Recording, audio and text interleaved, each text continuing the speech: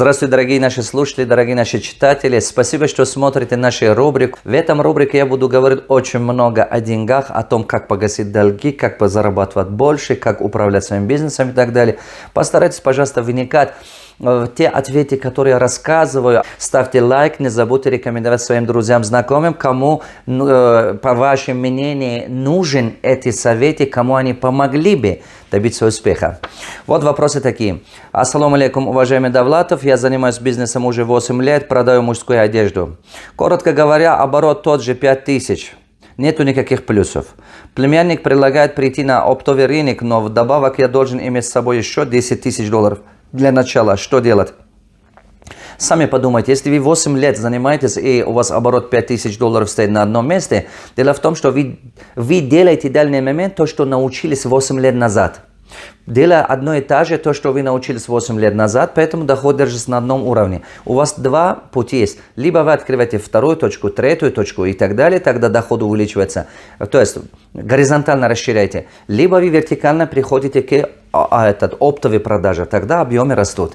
Это единственный способ, потому что каждая точка имеет свой потолок проходимости. Вы дошли до этого потолка проходимости, поэтому объем держится на одном уровне 5000 долларов. Поэтому переходите, пожалуйста, либо вертикально, то есть выходите вверх на оптовой точке, либо второй точка, третья точка горизонтально, либо расширяйтесь. Ассаламу алейкум, Садмурод Давлатов. Меня зовут Шодиор, я сам из Таджикистана, работаю и живу в России, в городе Уфе. Мне 26 лет, нужны ваши советы. У меня на сегодняшний день долг перед банком составляет 900 тысяч рублей. Вначале брал в 2016 году, чтобы купить машину. После этого для бизнеса. И таким образом за 3 года накопилась большая сумма. Долги больше и больше становятся на данный момент. Не работаю, не знаю, чем заняться. Такое чувство, будто я в тупике. Что делать? Подскажите, пожалуйста. Дорогой мой, распиши, пожалуйста, 10 направлений, чем ты хорошо можешь делать. То есть, что у тебя получилось? Если одно из них, например, водить машину, как таксист. Второй, там, не знаю, что-то где-то работать. Напиши 10 направлений, что ты умеешь делать. А потом посмотри из этих 10 направлений, которые ты написал, что из них у тебя хорошо получается. Понимаешь, это очень важно. Потом акцентируйся именно на это. Это один из путей. То есть отталкиваемся от того, что у тебя хорошо получается на данный момент. Второе, либо ставь цель жизни. То есть, что ты хочешь стать, кем ты хочешь стать, что ты хочешь добиться в жизни. Либо отталкиваться от твоей цели, что ты хочешь в будущем добиться. И не думай о том, денег есть или нет и так далее. Посмотри, кем ты хочешь стать, понимаешь, что ты хочешь добиться в жизни.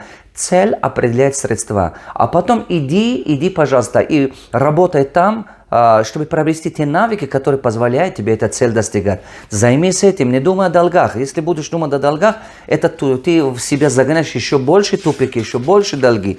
Потому что расходы-то каждый день. Поэтому фокусируйся, пожалуйста, на том, чтобы либо отталкиваться от цели, либо отталкиваться от свою сильную сторону, что тебе Богом дано, какой талант тебе Богом дано.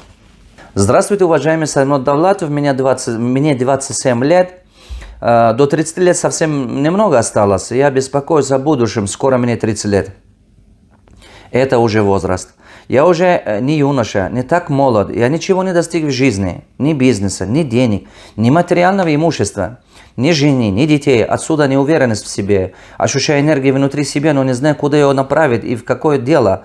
Я хочу посвятить жизнь бизнесу, быть полезным для общества. Подскажите, что делать? Дело в том, что ты не определишь, что ты хочешь делать со своей жизнью.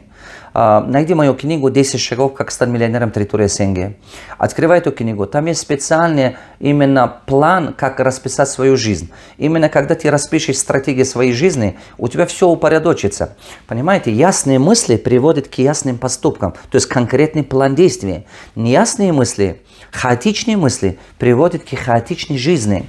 У тебя сейчас в голове нету ясности. В связи с этим, понимаешь, твоя жизнь это как имеет начало и конца. Точно так же, как день. День имеет начало и конца. Твоя жизнь имеет начало и конца. Ты должен об этом задуматься.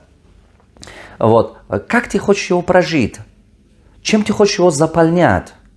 Вот так. И не думай о том, что у тебя есть возможность или нет на данный момент. Не думай о том, у тебя денег есть или нет, ресурс есть или нет. Просто ты должен расписать план своей жизни. Внимательно прочитай книгу «Как стать миллионером территории СНГ». Ты, когда распишешь эту стратегию, там много механизмов я расписал. Это позволит тебе выбрать правильную идею, правильное направление и так далее. По-подробному там найдешь все. Я даю тебе семена, а дальше ты должен это семена самому сажать и ухаживать за него, чтобы это семена давал плоды. Здравствуйте, меня зовут Самалия из Казахстана. Хотел задать такой вопрос. У нас торгово-снабженская компания, есть менеджеры по продажам. Все менеджеры работают согласно Трудовому кодексу, с выплатой налоговой, отпускных, больничных и так далее. Могу ли я в целях оптимизации работы компании, уменьшения наших расходов отправить этих менеджеров на аутсорсинг, тем самым превратить менеджеров в своих партнеров? И как это сделать? Заранее благодарна. Конечно, Самал, так надо делать. Понимаете, если вы именно продавцов, даже отдел производства, понимаете, старайтесь все привести, большую часть привести на сдельным уровне, на аутсорс, чтобы они почувствовали, что вы платите им за результат. Когда вы все держите их на фиксированной зарплате и по трудовому договору и так далее, это все, вся нагрузка на вас попадает. А когда вы им говорите, что открывай себе ИП или что-то-нибудь и составляйте с ними контракт на то, чтобы они свободно могли работать. И дайте им возможность, когда вы так делаете, у них, да, они умеют, то есть у них появляется шанс влиять на свой доход побольше, уберите у них потолок. Пожалуйста, сделай больше, зарабатывай больше. Тогда у вас будет шанс. У вас будут риска меньше, финансового риска меньше, юридического риска меньше и доход больше. Мы бизнес делаем для того, чтобы получать нормальный доход. Поэтому делайте это в обязательном порядке. Пусть они открывают ИП, а вы заключаете с их ИП договора на оказание услуг по продвижению вашей продукции. Здравствуйте, уважаемый Садмур Раджав, меня зовут Шолпан, мне 44 года, из города Нур-Султан. Моя сестра дает мне деньги, как стартовый капитал начать свое дело. Я всю жизнь работала фармацевтом. Последние полгода начала учиться готовить кондитерские изделия. Изучая эту сферу. Думала открыть кондитерскую. Потом, проанализировав, я остановилась на магазине «Дом кондитеров». По вашему совету из книг хотела устроить на работу в таком магазине, но не получается. Завести знакомство с людьми этой сферы не получается. Начали изучать поставщиков сливок и сыров. Опять тупик, не пойму рынок. 4 года назад развелась с мужем. У меня 4 детей. Знакомых и в сфере торговли никого нет. Посоветуйтесь ни с кем. Дайте мне, пожалуйста, совет, с чего начать. Уважаемая Шолпона, когда вы хотите заниматься бизнесом, вам надо понимать, что первый год надо отдавать на изучение. Прямо от 6 месяцев до 1 год. Как минимум 6 месяцев. Я раньше сказал 3 месяца, 6 месяцев. Я сейчас говорю от 6 месяцев до 1 год. Сначала надо устроиться именно в отдел продаж. Когда вы строитесь на отдел продаж, вы хорошо поймете целевую аудиторию, хорошо поймете рынок, что востребован, что не востребован. И хорошо, самое главное, хорошо поймете клиента, его нужда, и хорошо поймете именно ассортимент продукта. Потом после этого вам надо устроиться в складе, чтобы хорошо изучать, усваивать именно поставщиков. То есть с этого компании надо уволиться, потом устроиться в другую компанию, чтобы устроиться в склад. Когда вы строитесь работу по складу и так далее, вы хорошо начинаете понимать поставщиков, хорошо поймете логистику и так далее, и так далее. И потом увольняетесь, устроитесь в другую компанию, именно устроитесь именно в роль администратора, чтобы понять, как организовать эту работу и так далее. Как вы это делаете? Через полгода вы поймете, как это бизнес вообще ваш или не ваш. И самое главное, как в нем зарабатывать, поймете. Тогда идите, пожалуйста, делайте. Но если вы поняли, что вы не хотите там это риски все брать и так далее, продолжайте там работать и зарабатывать, со временем расти по карьере и со временем выйти на уровень того, чтобы хозяин компании мог вам платить долю от прибыли. Это можно делать через 3 года. Вот, любой может делать. Поэтому, чтобы стать хозяином бизнеса, не обязательно иметь деньги, но обязательно иметь стратегию. Стратегия, план, видение. Саймур Давлату, здравствуйте, мне 27 лет. Я вырос в семье, где постоянно не хватало денег. С момента, как я помню себя, наша семья всегда в долгах. Когда я был маленьким, кушать было ничего. Мама болела, отец был в России, толком денег не отправлял. Мы выживали как могли. Когда мне было 13 лет, отец меня и мать привез в Россию. Нам было очень тяжело в России. Постоянно была нехватка денег, расходы большие и так далее. Меня высмеивали в школе, так как я не знал русский. И не только. Дома родители не давали любовь, унижали, выгоняли из дома. А я терпел и думал о хорошем. После школы я поступил в университет заочно и параллельно работал. После института пошел в армию Российской Федерации. Вернувшись спустя 3 месяца, я устроился в нефтяную компанию Exxon Mobil. Зарабатывал в год 1 миллион рублей, но все равно меня в долгах.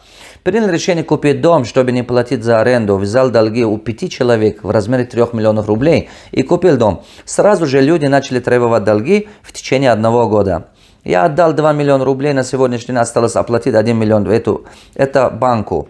Я добился верхней планки на работе и дальше нет дороги. Я хочу стать богатым человеком, помогать нуждающимся, но не знаю, как найти себе в этой жизни, чем заниматься. Я знаю, вы мне скажете, вложи деньги туда, куда ты вложил время. О, молодец, значит, ты слышишь мою рубрику. Но это не работает, потому что я вложил время, чтобы грузчикам и охранникам. А в нефтяной компании это совсем другое. Чем мне заниматься? Спасибо, дорогой, за откровенность. Самое важное, что у тебя есть характер. И самое важное, что у тебя есть боль. У тебя есть причина, почему изменить свою жизнь. Запомни, дорогой мой. Это намного больше, чем деньги, и намного больше, чем чего. У тебя есть тот батарейка, тот энерджайзер, который тебе не дает по ночам спать. И это есть причина.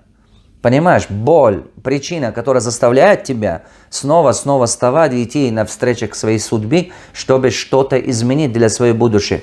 Так что я поздравляю тебя, у тебя получится. Что тебе надо делать? Первое, начинаешь...